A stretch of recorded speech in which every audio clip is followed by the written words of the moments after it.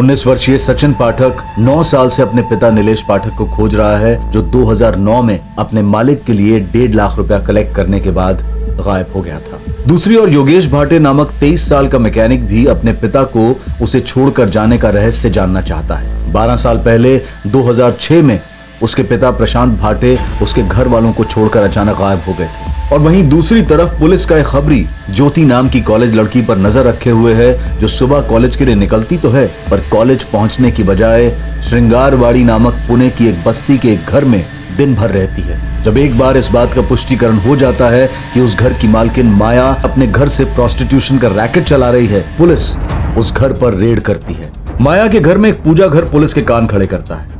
उन्हें पूरा आभास होता है कि उस कमरे में कोई और संदेहजनक गतिविधि हो रही थी। इस छापे के तुरंत बाद माया का दलाल पुरुषोत्तम माया के तथाकथित प्रेमी विनोद दोषी को इत्तला करता है और अंडरग्राउंड हो जाता है। माया के सारे पड़ोसी दावा करते हैं कि वो किसी किस्म का जादू टोना वगैरह करती है। अब पुलिस को एक लीड मिलती है जब उन्हें मोहल्ले की पुरानी रहवासी दुर्गा काकी द्वारा पता चलता है कि माया ने झूठ कहा था कि वो विधवा है। दरअसल सालों पहले उसका पति उसे छोड़कर चला गया था और उसका पति और कोई नहीं बल्कि प्रशांत भाटे है और माया के 2 बेटे हैं, जगदीश और योगेश।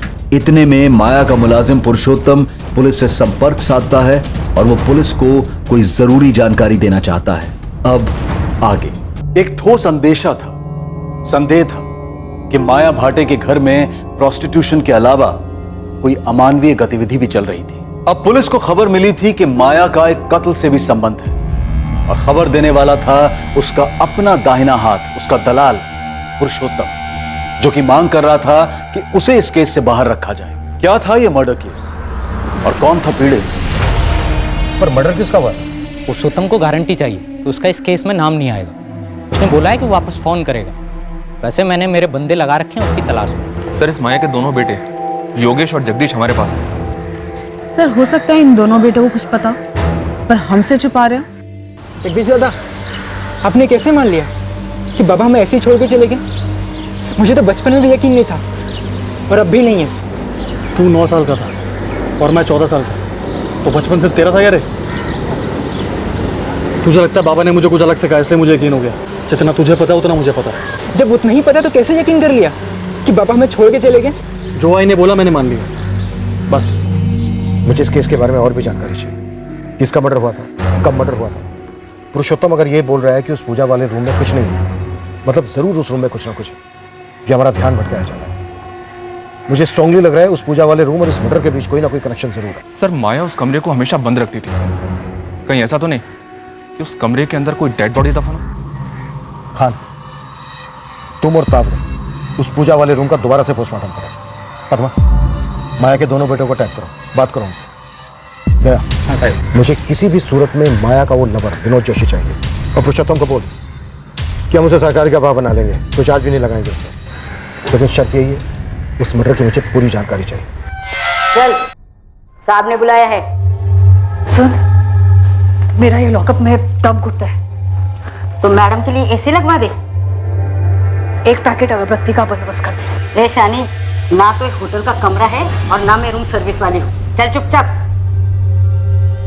माया ऐसा भी क्या दफन है उस कमरे के अंदर जिसकी वजह से तुम इतना डरी हुई हो?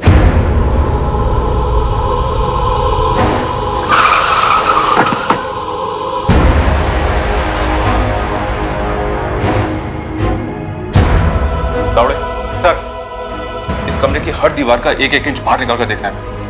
100% अंदर कुछ है। सर, लाश। चलो काम पे लग जाओ। जी सर।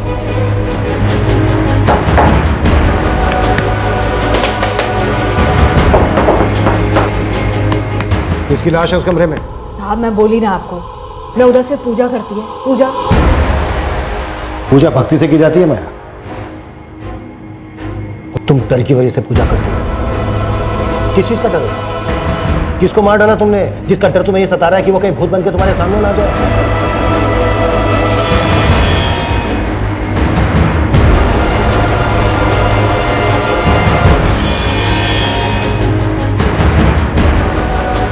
साहब, उधर कोई लाश नहीं है।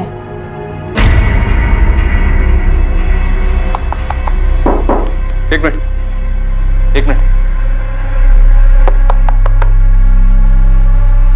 ए तावड़े इधर सर।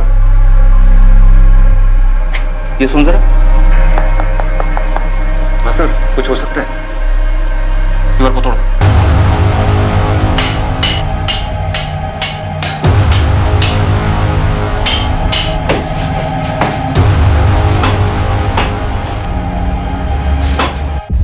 योगेश भागा नहीं है मैडम, बस थोड़ा परेशान है। ठीक है, लेकिन है कहाँ पर?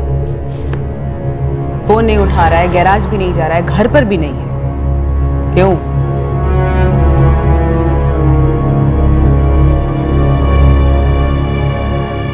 दरअसल जब वो 9 साल का था तब से ऐसे ही गुमसुम रहता है, और बाबा के जाने के बाद वो बहुत शांत हो गया। तुम पर कोई असर नहीं हुआ? हुआ मैडम, लेकिन हर कोई अलग होता है। सचिन पाठक को जानते हो तुम? नहीं, कौन है? तुम्हारे छोटे भाई योगेश जैसा ही है, गुमसुम, परेशान। और अजीब बात पता है क्या है? उसके बाबा भी कई सालों पहले ऐसे ही गायब हुए थे। नीलेश पाठक नाम है। ये नाम कभी सुना है? नहीं मैडम, ये नाम कभी नहीं सुना। सचिन पाठक या नीलेश पाठक, इत्तेफाक भी तो हो सकता है ना मैडम। कितने लोग यूं ही गायब हो जाते हैं इस दुनिया में। ये बात भी है। अच्छा जगदीश, एक बात बताओ, तुम्हारी माँ माया ने किसका मर्डर किया था? ये क्या बोल रही हैं आप? 3 साल पहले तुमने घर छोड़ा, ऐसा तुम्हारी माँ माया ने बताया। हाँ तो?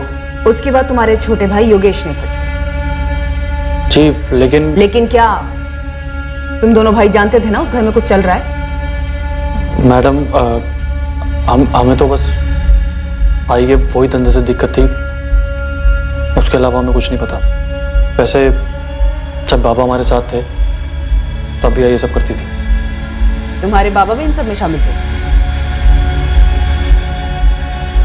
ये आदमी विनोद जोशी, ये पता नहीं आई की जिंदगी में कहां से आ गया, लेकिन जब से आया ना मैडम, पैसा बरसने लगा। जगदीश, वो आई। सुन रहे बाड़ा? घंटे भर के लिए बाहर जाके खेल। पर क्यों आई? आई बोल रही है ना, जा बाहर जा।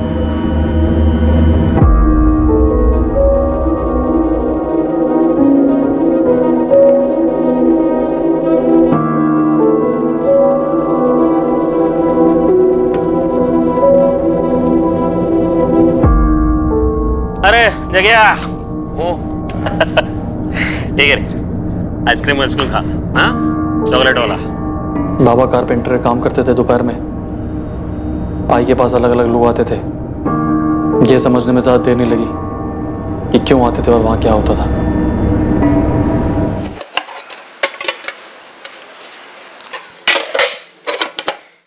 ये ले जगदीश, योगेश को भी लेके जाना, जो मन करे वो खरीदना। ठीक है।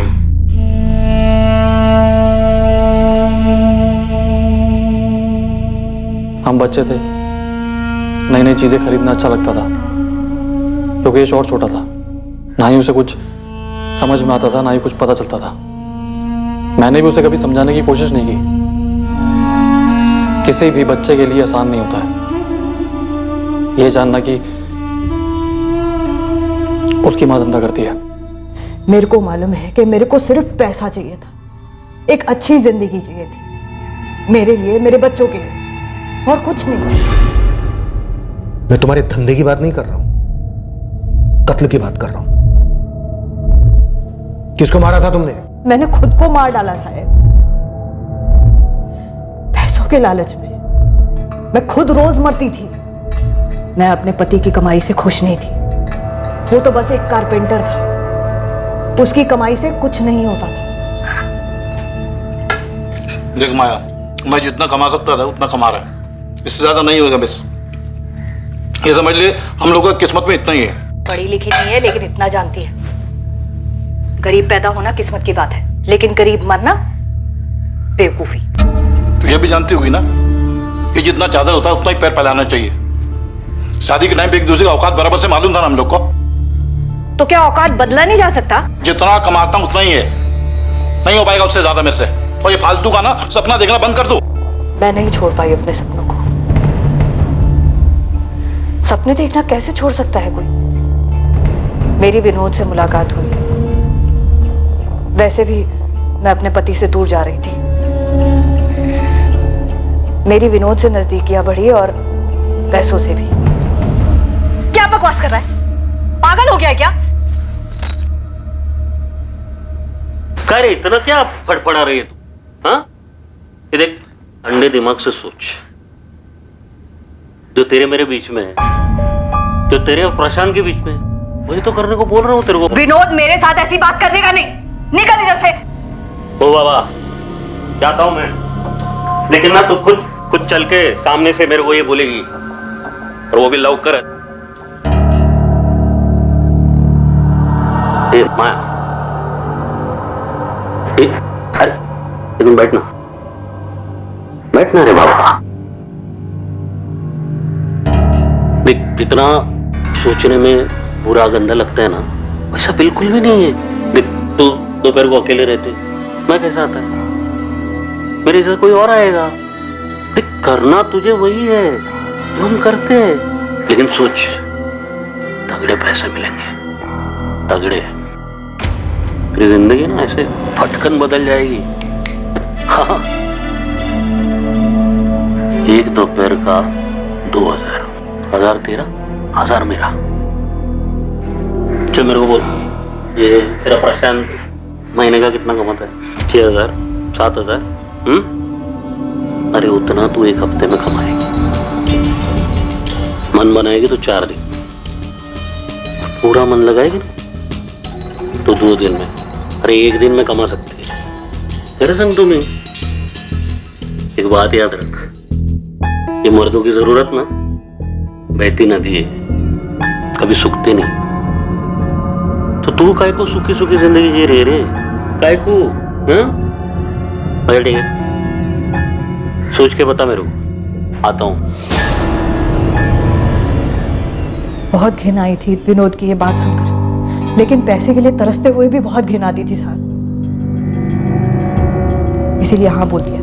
पहली बार बहुत गंदा लगा साहब, लेकिन जब हाथ में पैसा आया ना, फिर सही गलत कुछ भी नहीं लगा। सोचा कि शरीर ही तो है। पैसे की धुंध छा गई थी,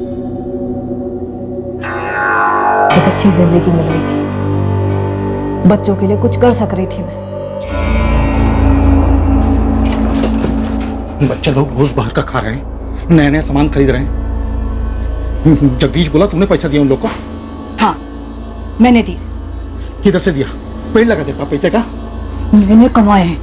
किधर से कमाए? कमाए बोले तो किधर से कमाया? मैं क्या पूछ रहा हूँ, किधर से कमाया माया? और मला शरीर बेचती है अपना, सोती है लोगों के साथ। शरीर मेरा है, मैं बच्चों को वो दे रही है जो तू अपने अगले जन्म में भी अपनी कमाई के साथ नहीं दे सकता। बच्चे लोग को मालूम है कि उसकी माँ क्या है? बोला बच्चे लोग को तूने? नहीं, वो स्कूल में होते हैं और तू काम पे, दोपहर में आते हैं लोग। तेरे को क्या लग रहा है तू बहुत बड़ा पुण्य का काम कर रही है? पुण्य और पाप से जिंदगी चलती है, पेट भरता है उससे। जिंदगी जिंदा लोगों की होती है और तू लाश है, घटिया सड़ी हुई लाश। पर मेरी ही चिता पर तो पक रही है ना रोटी। बस मैं तो यही जानती। प्रशांत ने रोज दारू पीना शुरू कर दिया। वो ये सच्चाई सहन नहीं कर पाया और एक रात हम सबको छोड़कर चला गया। मेरे को पता था कि वो वापस नहीं लौटेगा। मैंने ये सच्चाई मान ली थी। मैंने प्रशांत से कभी झूठ नहीं बोला और आप लोगों से भी नहीं बोल रही है सर। मैं सच बोल रही है, मैंने कोई खून वून नहीं किया है। माया, अभी तक तुमने हमें अपनी जिंदगी की सच्चाई बताई है, उस कत्ल की नहीं। हमें उस कत्ल की सच्चाई चाहिए। जगदीश, तुम अभी कुछ छुपा रहे हो। मुझे मालूम है कि तुम जानते हो कि तुम्हारी माँ ने किसका कत्ल किया। किसी का नहीं। तो फिर उस बंद दरवाजे के पीछे जिसे तुम्हारी माँ पूजा का कमरा कहती थी, किसकी लाश दफन है? किसी की भी लाश नहीं हुआ।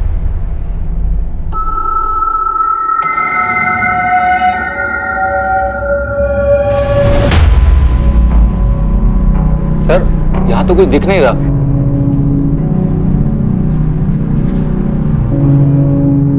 तो फिर है कहां?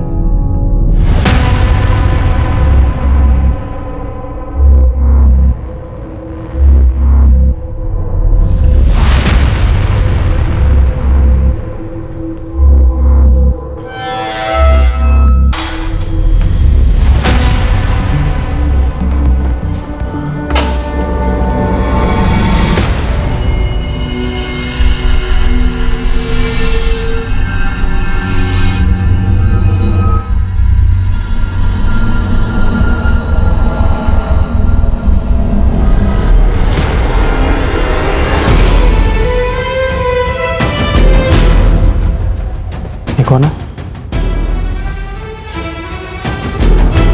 ये मेरे बाबा हैं। तुम्हारा नाम क्या? सचिन पाठक। क्यों? नहीं, ऐसे ही पूछा।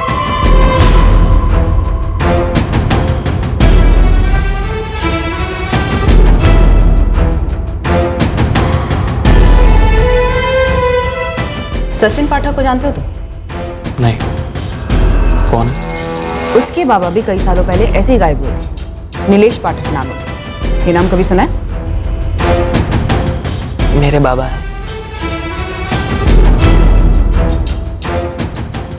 जब दिल अपराध बोध में डूबा होता है तब घृणा अपने कुकर्मों से नहीं बल्कि खुद से होती है। माया के घर में कुछ छुपा जरूर था जो पुलिस के हाथ नहीं लगा था, लेकिन वहां जो था उसके बारे में कई लोग जानते थे और अच्छी तरह से जानते थे। एक अजीब इत्तेफाक कहिए, एक एक्सीडेंट कहिए या नियति का लिखा कहिए, जो भी कहिए, पर इस आम से दिखने वाले एक अवैध कोठे पर हुई इस साधारण सी रेड की वजह से कई असाधारण सच्चाइयां उभरने वाली थीं जो कि सालों से खामोशी के कफन में दफन थी।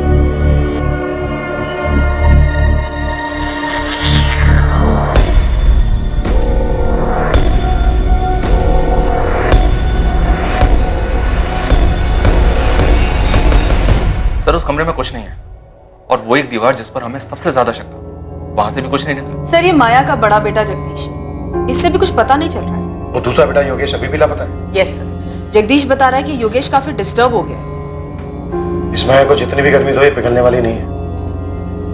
विनोद जोशी का क्या स्टेटस? हमारी टीम और दया के लड़के दोनों लगे हुए हैं, पूरे शहर में अलर्ट इशू किया। और पुरुषोत्तम वो अभी तक सामने क्यों नहीं आया? उसने दया से कहा था कि शाम को फोन करेगा, लेकिन सर अभी तक फोन किया नहीं उसने। अभी तक हमारे पास बस ये एक ही लीड थी, पुरुषोत्तम या फिर विनोद जोशी आता। पता नहीं क्यों मुझे ऐसा लग रहा है कि उस दिन माया का पति प्रशांत भाटे घर छोड़कर गया ही नहीं था।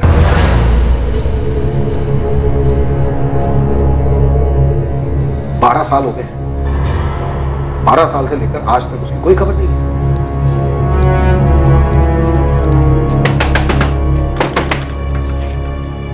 दादा, वो पुलिस आई के पूजा घर के बारे में कुछ कह रही है। उस कमरे में कुछ है क्या? आपको कुछ पता है? योगेश बावला हो गया। मुझे 1000 बार बता दिया, मुझे कुछ नहीं पता। बाबा का है? मुझे भी उतना ही पता जितना तुझे पता है। जी अपनी जिंदगी और मुझे भी जीने दे। 12 साल हो गए उस बात को, कब तक परेशान रहेगा? बाबा में छोड़ के चले गए थे, अब जाने दिन सब बातों। नहीं, वो हमें छोड़ के नहीं गए थे। दादा सच बताओ, क्या बाबा कभी गए भी थे? मुझे तो हमेशा से ही लगता था कि हमें ये शहर पहले ही छोड़ देना चाहिए था। इससे बाबा मिल जाएंगे क्या? नहीं, पर तेरे दिमाग में तो नहीं रहेंगे ना? रहेंगे, और तब तक रहेंगे जब तक मुझे सच्चाई पता नहीं चल जाती। क्योंकि ये जो बोला जा रहा है नाई, ये झूठ है।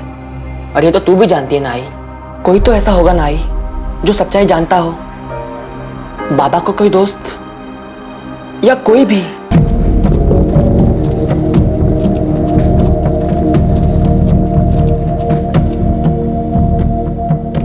योगेश बाबा हमें खुद छोड़ के चले गए थे, वो है कहीं? ये सब तेरे दिमाग का वहम है। कोई वहम नहीं है, मुझे अब पक्का यकीन है कि आई ने ना बाबा को मार डाला। और उस कमरे में ना जरूर कुछ है। उस कमरे में कुछ नहीं है। तू एक काम कर, उस कमरे में ढूंढ, पूरे घर में ढूंढ, पूरी दुनिया में ढूंढ, लेकिन दोबारा मेरे पास दुखड़ा लेकर मत आइयो। वैसे जिंदगी खराब है, तू जा यार।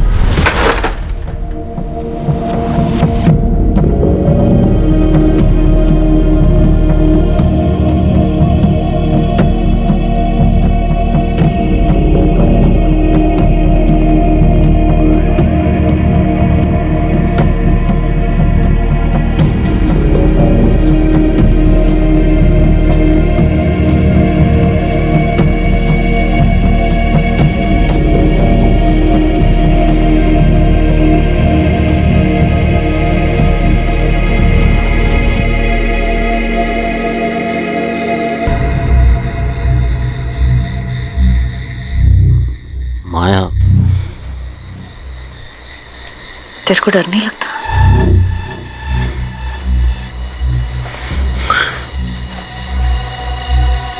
नहीं, और तू भी डरना छोड़ दे माया। क्यों किया मैंने ये सब कुछ? खुद के लिए, तेरे बच्चों के लिए, अरे हमारे लिए माया। क्या करेगी मैं इतने पैसे का? क्या इन पैसों से मैं अपने पुराने पाप धो सकती है? अपना भविष्य, अपनी खुशियां खरीद सकेगी? मेरे को तो ये भी नहीं पता है खुशियां होती क्या है।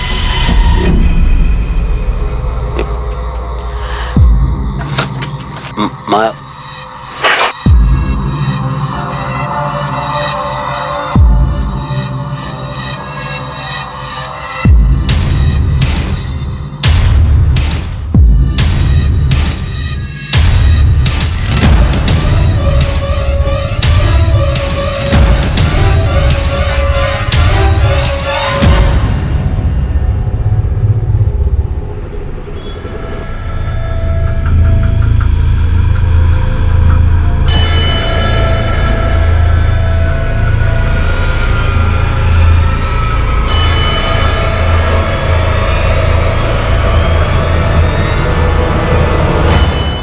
किसका मर्डर हुआ? मुझे नहीं पता साहब, मैं तो उसका थोबड़ा भी नहीं देखा था साहब। मैंने सिर्फ उसकी लाश ठिकाने लगाने में मदद की थी साहब। कब की बात है ये? कई साल हो गए साहब, याद नहीं। लाश कहाँ ठिकाने लगाई थी? वो जंगल में साहब। कौन से जंगल? कातरज के जंगल में। मैं उन दिनों विनोद भाऊ का टेम्पो चलाता था। एक रात को उन्होंने मुझे माया ताई के घर बुलाया भाऊ।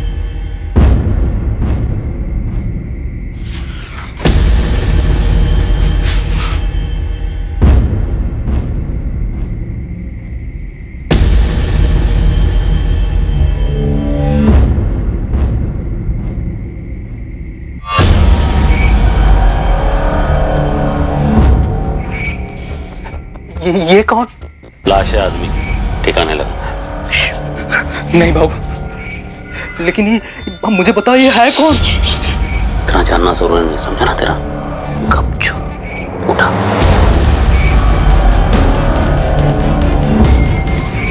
उसी रात हम उस लाश को कातरज के जंगल में ले गए।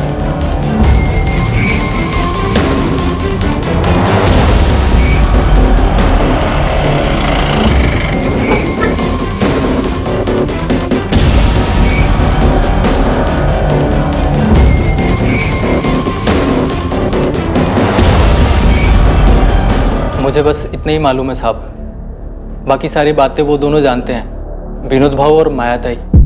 मर्डर किसका हुआ है अगर यही नहीं पता चला तो तेरी टिप खोटी है ना, कोई मतलब नहीं है उसका। जगदीश जानता है साहब। क्या जानता है जगदीश? वो जानता है मर्डर हुआ था, तो ये भी जानता होगा किसका हुआ था। लेकिन भाऊ मुझे पता ही है ये है कौन, ये सब कैसे हुआ? बहुत पूछने लगा बे तू, हाँ? इतना जानना जरूरी नहीं, समझा ना तेरा? गपचूप उठा।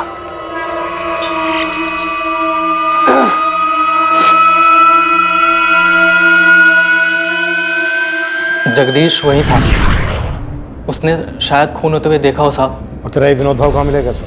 पूर्वी लॉज। हो सकता है पुरुषोत्तम झूठ बोल रहा हूँ, फिर भी एक चांस लेते। पूर्वी लॉज से विनोद को उठाओ और कातरज पुलिस से बात करो। मैं जगदीश और माया इनसे दोबारा बात करता हूँ। खान इतना तो पक्का है कि उस घर का कुछ ना कुछ अतीत है, ताला।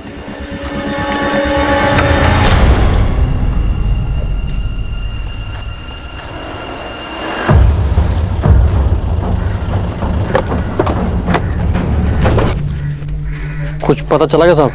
सब कुछ पता चला, चल थाने। सर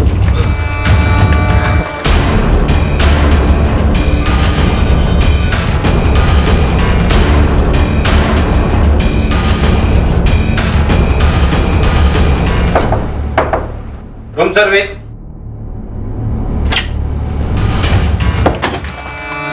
अगर भागा तो यहीं पे ठोक दूंगा, दोबारा अपने पैरों पर चल नहीं पाएगा तू। विनोद जोशी। माया, तुम्हारे पति प्रशांत भाटे ने कभी घर छोड़ा ही नहीं था, है ना? वैसे कादरश के जंगलों में हम उस लाश की तलाश कर रहे हैं। भूतों से डर लगता है ना तुम्हें? हमें भी लगा तुम्हारे घर में अजीब, ऐसे लगा जैसे कोई भटकती आत्मा हो, नाराज सी। तुम्हारा खेल अब खत्म हो गया है माया। पुरुषोत्तम ने सब कुछ बोलती है। विनोद जोशी को अरेस्ट कर लिया और हमें यह भी पता चल गया कि तुम्हारा बेटा जगदीश उस कत्ल का गवाह है, उसको भी उठा लिया। साहब, जगदीश उस टाइम बच्चा था, उसने कुछ नहीं किया, उसको छोड़ दो साहब। तुमने और विनोद जोशी ने मिलकर मारा ना प्रशांत भाटे को? नहीं साहब। ठीक है, पुरुषोत्तम और विनोद जोशी के साथ अब हम जगदीश को भी तोड़ेंगे। साहब, मैं सच बोल रही है कि तुमने और विनोद जोशी ने मिलकर प्रशांत भाटे को मारा? नहीं। सच चाहिए मुझे माया, सिर्फ सच। वो प्रशांत नहीं था, वो मेरा एक ग्राहक था। उसका नाम मेरे को नहीं मालूम। देख विनोद जोशी, माया एक औरत है, इसलिए अभी तक हमने सख्ती दिखाई नहीं उसके साथ, लेकिन तेरा नसीब ऐसा नहीं होगा, समझा? मैंने कुछ नहीं किया साहब, सच बता रहा हूँ मैं। ये जो भी खुनमुन जो भी हुआ है आप बता रहे वो सब पूरा का पूरा माया ने किया। अच्छा, प्रॉफिट आधा आधा करेगा, लेकिन जुर्म पूरा का पूरा उसके सर पे डालेगा? नहीं, मैं सही बता रहा हूँ सब। मैं उस आदमी को जानता तक नहीं था, तो मारूंगा क्यों? पुरुषोत्तम ने बताया कि तू भी उनके साथ था। तूने देखा था वो? फोनों पे भी देखा था। कौन था वो आदमी? प्रशांत भाटे, तेरा बाप? नाम नहीं मालूम, लेकिन वो चेहरा मैं कभी भूल नहीं सकता। मैडम बता रही थी कि कोई सचिन पाठक है जो अपने बाप को ढूंढ रहा है। उसके बारे में क्यों पूछ रहा था? जिसको मारा गया था वो वही था।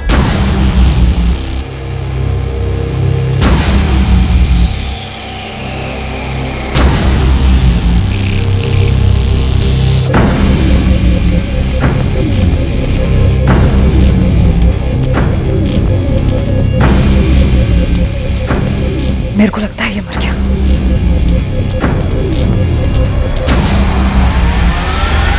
वो आदमी सचिन का बाप नीलेश पाठक था? नाम नहीं मालूम। तो तुझे कैसे पता वो सचिन का बाप था?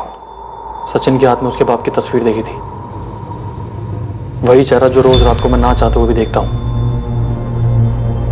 मेरी आई भी देखती होगी। इस पैसों के लालच ने पहले मेरे को मारा,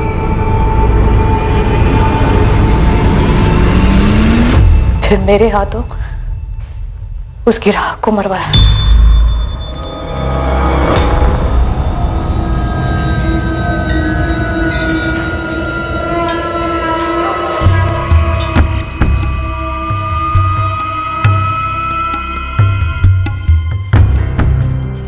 ओहो, क्या बात है बाबू, बैंक वैंक लूट कर आए हो क्या? हाँ। अरे तो फिर तो बोनस वोनस बनता है ना। इतने टाइम से लुटा रही है तेरे पे, 5,000 तो निकाल उस बंडल से। 2,000 भी तेरे औकात के हिसाब से बहुत ए, औकात की बात करता है? औकात? अब तो मैं 5,000 ही लेगी। देख, सोड़। क्या करगी तू? सोड़। साली क्या साली?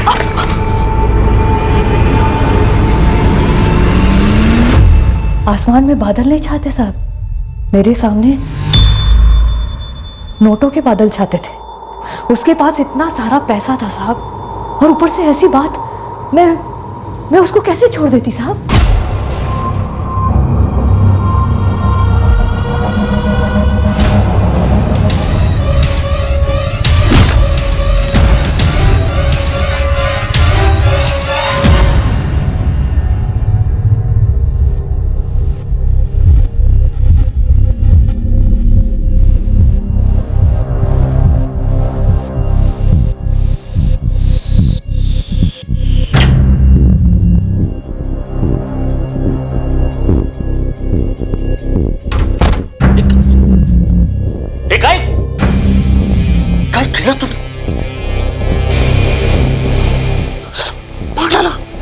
की गड्डी लेकर घूम रहा था साला।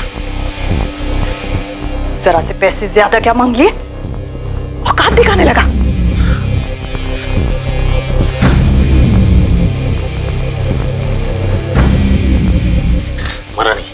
मरा नहीं है, सांस चल रही। अस्पताल लेके चलते। चुप, वो बच गया तो हम लोग बचेंगे, पर उन्हें बचा सकते हैं। चुप। विनोद,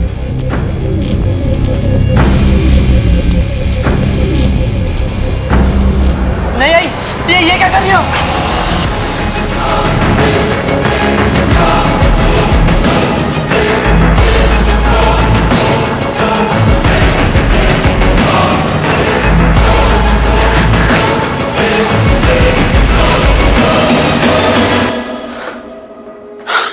लाशें बनी हुई। वो योगेश बारी खेल रहा है, मैंने देखा उसे, कभी भी आ सकता है वो। अभी छुपाते हैं, रात को ठिकाने लगाएंगे।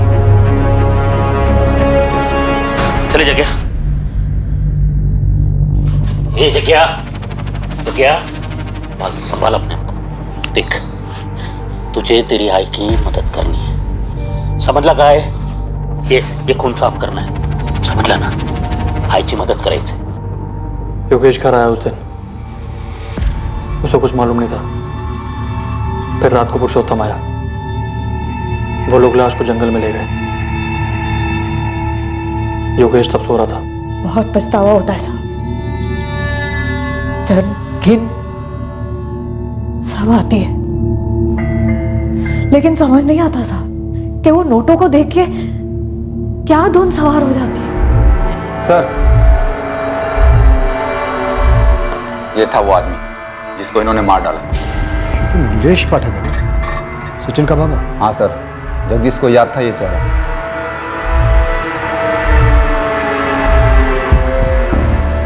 ये था ना वो?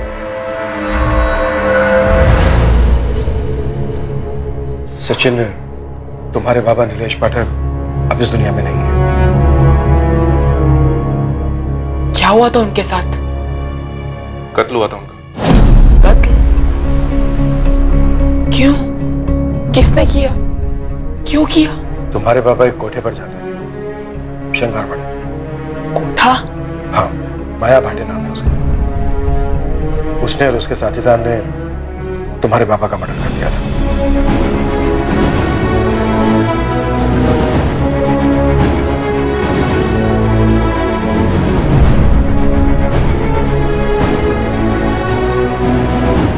सचिन का पिता नीलेश पाठक 21 जून 2009 को अपने साथ एक 1.5 लाख की कलेक्शन कर अपने घर लौटने से पहले माया के घर गया था। नीलेश को उस दिन कोई अंदाजा नहीं था कि वो फिर अपने घर कभी नहीं लौटेगा।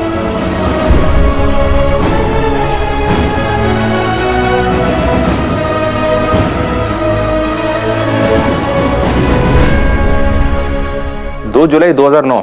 हाँ, इस केस फाइल के हिसाब से 2 जुलाई 2009 को यहाँ कातरज के जंगल में एक लाश मिली थी।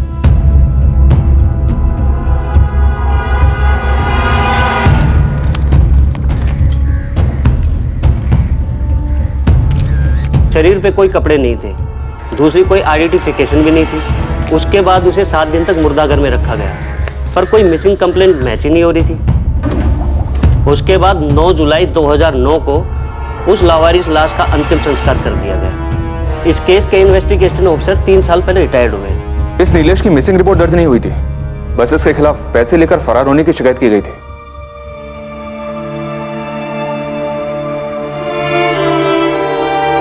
बाबा चोर नहीं थे, उनका मर्डर हुआ था उसी रात। कैसे? एक युवक की 9 साल की तलाश अपने पिता के लिए एक दर्द भरी असलियत के खुलासे से खत्म हुई। पुलिस का इंट्यूशन कहिए, अंदेशा कहिए, लेकिन उस पूजा घर को लेकर संदेह की वजह से पुलिस सचिन के पिता नीलेश पाठक की हकीकत जान पाई, और वो भी पूरे 9 साल के बाद। लेकिन इत्तेफाक और आभास का यह सिलसिला अभी खत्म होने से काफी दूर था। गड़े मुर्दे और भी थे। नीलेश के मर्डर के वक्त जगदीश नाबालिग था, पर जुर्म में तो शामिल था। नीलेश का हमें बर्थ सर्टिफिकेट निकलवाना होगा, उसकी एज के साथ रिपोर्ट फाइल करनी होगी। कोर्ट को डिसाइड करने दो। और सर वो कमरा? हाँ, वो कमरा। सर अभी भी लगता है कुछ अधूरा है, कुछ बाकी है जिसका पता लगाना है। ये पुरुषोत्तम पूरी बात नहीं बोल रहा है। और तुम लोगों को तो वहां कोई लाश नहीं मिली। लेकिन सर माया को जो इतना डर लगा रहता है, क्या वो डर सिर्फ एक अजनबी को लेकर या सिर्फ एक ग्राहक को लेकर हो सकता है? प्रशांत भाटे, उसका पति जो कभी घर लौटा ही नहीं।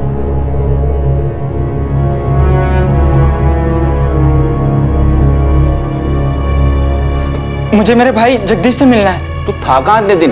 तेरा फोन भी बंद था। है कहाँ वो? आई ने किसी को मार डाला था। आपको इतने साल से मालूम था? मेरे सामने हुआ था योगेश। अब ये नहीं कहना कि तुम्हें नहीं मालूम कि बाबा कहाँ है। दादा, अरे अब तो सच बोल दो। 12 साल हो गए, 12 साल। दादा, दादा! इत्तेफाक से हुए माया के घर पर उस एक छापे ने कई अधूरी कहानियों की कड़ियां सामने लाकर रख दी थी। वो कड़ियां जो तलवार बनकर 2 युवकों की जिंदगियों पर लटकती रही।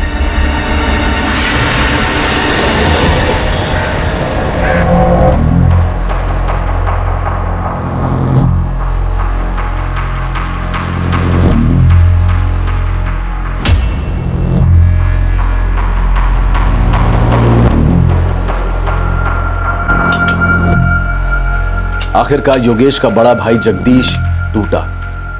वो उस राज को अपने अंदर और नहीं रख पाया जिसने सालों से उसे और उसके ज़मीर को बंदी बना रखा था।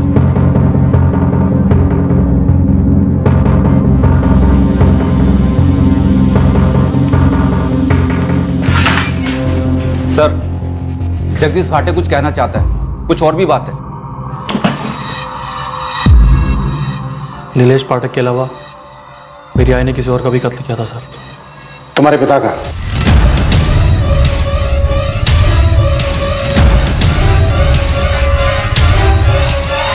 माया, तुम्हारे बेटे जगदीश ने सब कुछ सच सच बता दिया।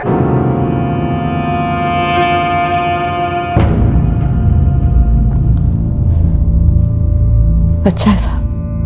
साहब, क्या सच बोलने से, कबूल करने से दर्द कम होता है क्या? हो सकता है, लेकिन जुर्म कम नहीं होता। तो सच यही है साहब कि जगदीश और योगेश का बाप मेरा पति प्रशांत उस रात घर छोड़कर चला गया था।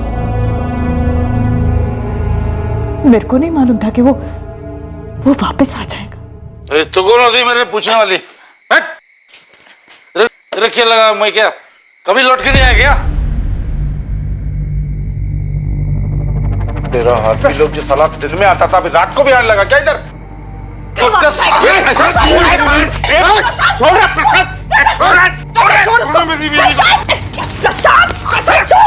तूने मेरी बीवी को उसने कुछ नहीं किया, जो भी किया मैंने अपनी मर्जी से किया। छोड़ दिला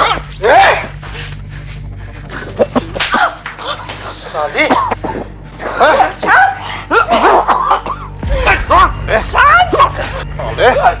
पिंडे साले छोड़ साले।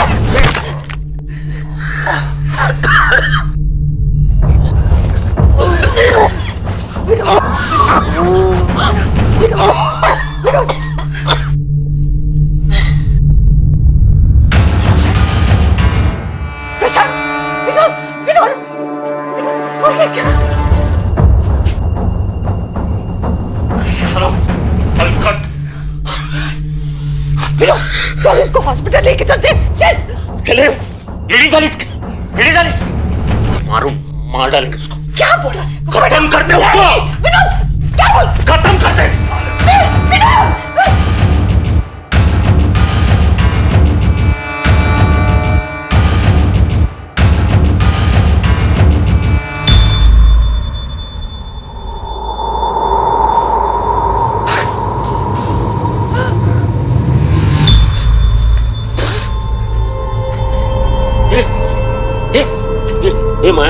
बगरी बगरी माझ्या समोर बघ. माया तेरी बला टल गई रे तेरी बला. इसका जाना नक्की था. तेरी जिंदगी अभी पूरी की पूरी तेरी. ये घर भी हाँ संभाल.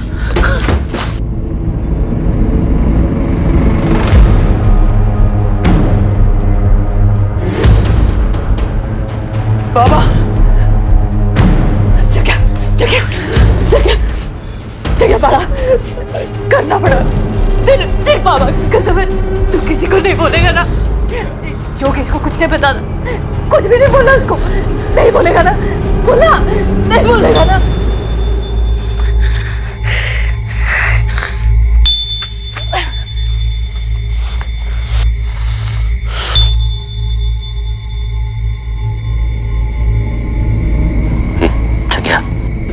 मदद करनी होगी तुझे. गड्ढा खोदना है.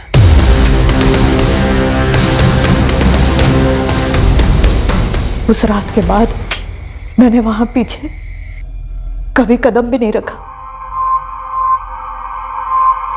जब भी वहां देखती थी तो वो खड़ा दिखता था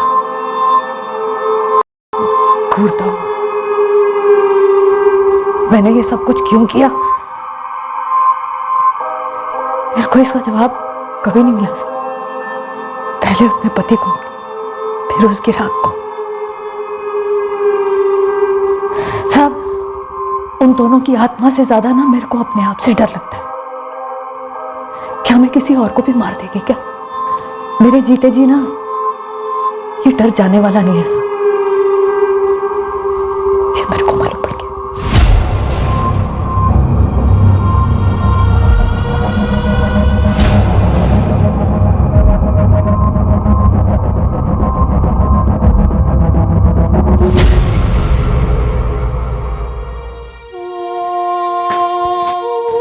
योगेश,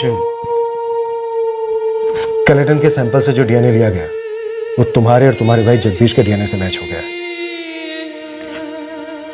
वो कंकाल तुम्हारे पिता प्रशांत भाटे का ही है.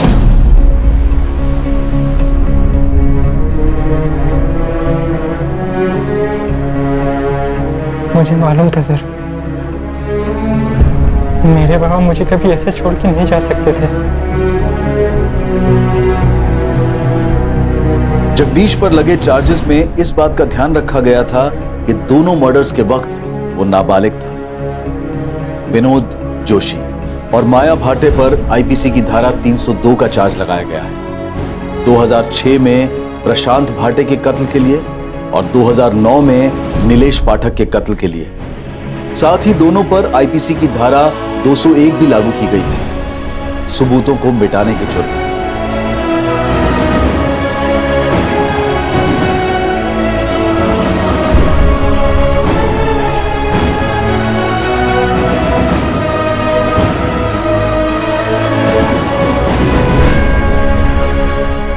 एक कत्ल 12 साल पहले हुआ और दूसरा कत्ल 9 साल पहले, और दोनों के बारे में किसी को भनक तक नहीं थी. 9 साल पहले अगर नीलेश पाठक पैसों के कलेक्शन के बाद माया के कोठे पर ना गया होता तो क्या होता?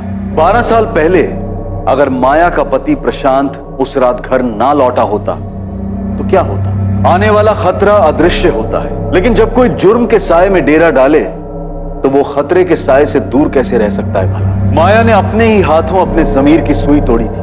अपने ही पति प्रशांत को मारकर उसे अपने ही आंगन में गाड़ने में माया को कुछ गलत नहीं लगा. उसी तरह उसने नीलेश पाठक को पैसों के लिए मारकर उसकी लाश को जंगल में ठिकाने लगाया. पर माया ने अपनी पूरी जिंदगी डर और अफसोस की गिरफ्त में बसर की. ये एक दस्तूर है कि जुर्म मुजरिम का सुख चैन छीन लेता है और मुजरिम से जुड़े लोगों का जीना दुश्वार कर देता है. सोचें, समझें और सतर्क रहें कि लालच और स्वार्थ जीवन धारा पर हावी ना हो जाए. जैसे ही उमड़ती लालसा का एहसास हो, सतर्क होकर पीछे हो जाएं. जुर्म के लपेटे में ना आए, उस लालसा की आग में खुद को ना जलाएं. अब मैं अनूप सोनी आपसे विदा लेता हूं.